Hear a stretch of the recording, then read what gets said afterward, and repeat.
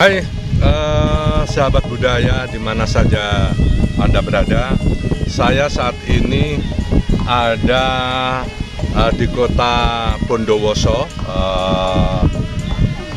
Bondowoso ini sangat dikenal dengan salah satu keseniannya, yaitu kesenian Singowulung, dan setahu saya yang paling tua di sini untuk mengembangkan itu adalah yang mengembangkan Pak Sugeng.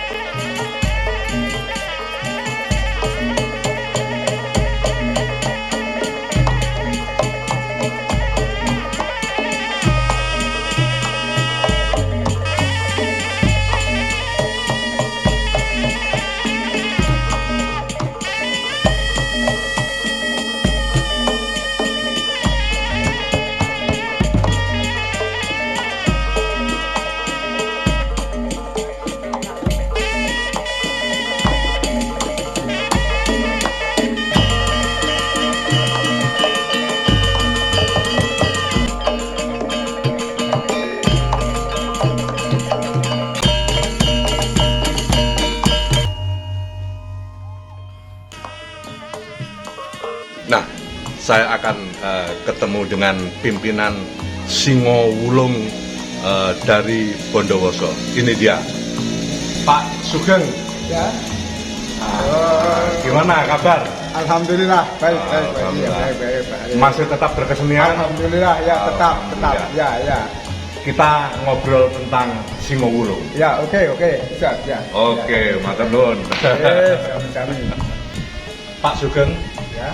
mulai mainan kesenian kapan? Begini, Pak Apik.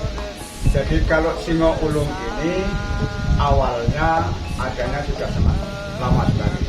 Kemudian kami proses pada tahun 1998, tak proses menjadi seni pertunjukan sampai tahun 2000. Kemudian 2001 kita ikutkan festival budaya Provinsi Jawa Timur. Nah, semenjak itulah kita masuk nominasi dan terus menerus sampai sekarang kita sedang menggeluti atau membina atau berkesenian yang namanya Tetap jalan ya? tetap jalan. Awalnya berarti waktu itu Singowulung itu penelitian dulu ya? Penelitian dulu. Karena Singowulung waktu itu sudah mati gitu atau gimana? Adanya tapi tidak bisa muncul karena mungkin kurang tergarap atau bagaimana, sehingga ya hanya sebatas di desa tersebut, sehingga kita ada niatan untuk memunculkan, kemudian kita garap sebagai seni pertunjukan. Berarti ditumbuhkan, tentu ada ada kreativitas Ya, yang betul, dimasukkan betul. di situ ya. Nah, tahun ini masih ada tanggapan? Masih ada. Berarti masih eksis ya? Iya, eksis. Dan sekarang Singowulung tidak hanya di Padepokan, teman-teman kami ada yang di beberapa wilayah juga ikut membina atau mengembangkan singo ulung. Karena di Bondowoso sini setelah sampean kembangkan itu terus kemudian dikembangkan lagi ke beberapa Ya, kecamatan begitu. betul. Nah, itu berkembang semua, hidup semua, atau ono sing mati, ya ada yang hidup, ada bagaimana? Ya, sesuai dengan perkembangan zaman karena kami mengembangkan itu diadakan pelatihan mulai tahun 2024 sampai sekarang, tentunya ada yang berlanjut, juga ada yang tidak jalan. Itu mungkin kondisional ya. Biasa ya, kesenian itu mesti seperti itu ya. Nah, yang nanggap cuma pemerintah saja atau orang punya hajatan juga nanggap? Kalau yang nanggap ini bervariasi, Pak Rafiq. Ada yang dari pemerintah, ada orang yang hajatan, kadang ada sekolah itu, jadi bervariasi. Dan itu semua tetap kita layani dengan senang hati, karena apa? Secara tidak langsung mereka kan ikut melestarikan atau nguri-uri lah ya Jawanya itu.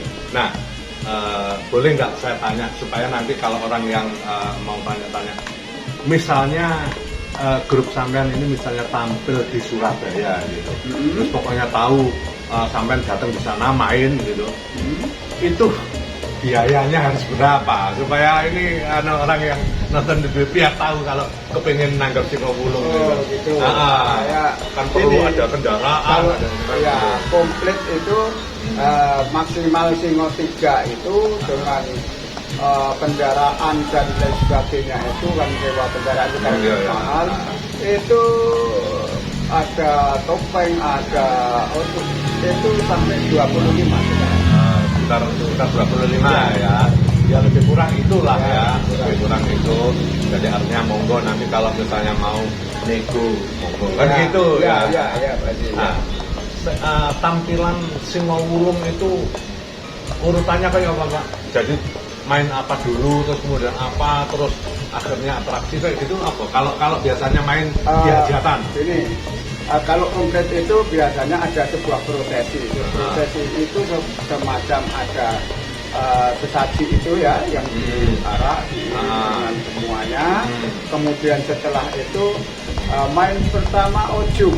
Oh, ada ojungnya. Ojung itu tapi bukan ojung janur. Ojung yang tidak hujan bukan ya, tapi tari. Tari artinya sudah kita kemas menjadi sebuah tarian, tari ojung. Nah, kemudian disusul dengan topeng kona. Topeng kona. Nah, itu baru singo ulung yang biasa, tapi kadang kita ada permintaan tanduk bini. Cuman tanduk bini itu kadang kurang dimunculkan. Kadang-kadang ada. Itu.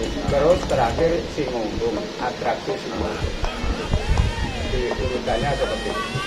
Situasi saat ini kalau menurut sampean menghidupi singo ulung ini ya seperti biasanya aja atau sekarang ini agak sulit atau biasa atau apa gitu? Karena kadang-kadang kita juga lihat singo ulung itu kan di grup-grup yang lain itu misalnya kan kualitasnya kadang-kadang yo kurang, padahal kita pengen kayak misalnya atraksi, biasanya kan kayak atraksi itu yang paling diminati kayak gitu tak coba kayak apa? Begini, kalau menurut saya itu ya gimana ya, istilahnya pasang surut itu hal biasa. Cuman menurut saya, maaf ini saya perlu sampaikan, sebenarnya saya juga bangga teman-teman juga ikut mengembangkan. Cuman maksud saya itu juga ya kalau bisa ya yang seimbang dengan yang tadi bukan gitu. Menjaga kualitas. Menjaga kualitas. Supaya gitu. Orang tetap tertarik kan gitu. Maksud saya gitu. Cuman ya mungkin karena kondisinya nggak sama sehingga. Begini, kalau masalah ketertarikan itu ya bervariasi karena singo ulung ini kan biasanya terbentuk beberapa suasana. Ada lucunya, ada yang gemesin, ada, tapi kalau sudah yang garang, yang sarden, yang lompat api, dulu pernah lompat dari ketinggian 2 meter. Itulah yang sangat menarik mereka. Sehingga mulai dari anak-anak, istilahnya dari anak kecil, anak TK sampai orang tua itu alhamdulillah sangat senang dengan artinya Singowulung itu sebenarnya sangat dinanti-nanti atraksinya ya, kan betul. gitu. Betul. Betul ya. Kalau boleh misalnya ini kan orang lihat kok kayak baru ke saya gitu. Menurut Pak Sugeng gimana? Menurut saya ya itu sah-sah saja, boleh-boleh saja.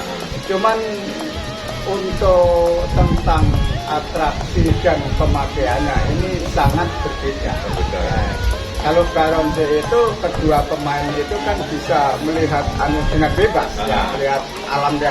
Tapi kalau Singowulung dua-duanya terbungkus dengan kostum sehingga diutamakan antara pemain depan dan belakang itu sama-sama memiliki perasaan yang sama. Sehingga ketika atraksi itu tidak terjadi sesuatu yang tidak diinginkan. Ya itu. Filosofinya Singowulung itu apa sih Pak? Filosofinya Singowulung itu ketika itu saya mengadakan penelitian diharuskan warnanya putih.